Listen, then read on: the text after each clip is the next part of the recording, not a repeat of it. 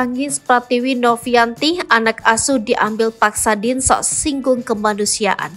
Pratiwi Novianti kini tengah jadi sorotan lantaran menyuarakan keluh kesahnya karena tak terima anak asuh diambil paksa oleh dinas sosial.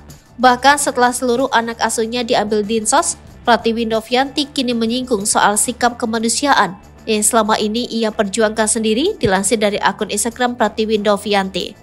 Dalam unggahan di media sosialnya, Pratiwi Novianti mengungkapkan keluh kesahnya usai para anak asuhnya dijemput paksa oleh petugas dinas sosial.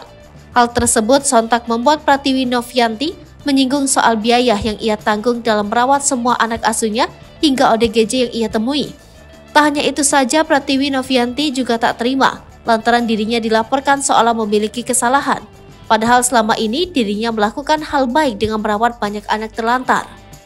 Peraturan nomor 1, kalau mau bantu orang kerja sama dengan Dinsos. Kalau Dinsos nggak respon gimana? Berarti nggak usah nolong orang. Selama ini biaya saya dari mana? Seperak pun nggak pernah dapat bantuan pemerintah. Sekarang ramai-ramai datang atas dasar peraturan ngambil anak-anak saya. Setelah tumbuh kembang anak saya terlihat baik-baik, lanjutnya. Sementara itu, Pratiwi Novianti juga mengungkap soal kronologi para anak asuhnya dijemput paksa oleh pihak Dinsos. Ia menyebut bahwa saat itu pihak Dinsos mengatakan dirinya tak memiliki berkas lengkap dalam merawat anak-anak asuhnya. Pratiwi Novianti juga dengan tegas mengaku dirinya memiliki bukti berupa berkas resmi dalam mengurus anak asuhnya.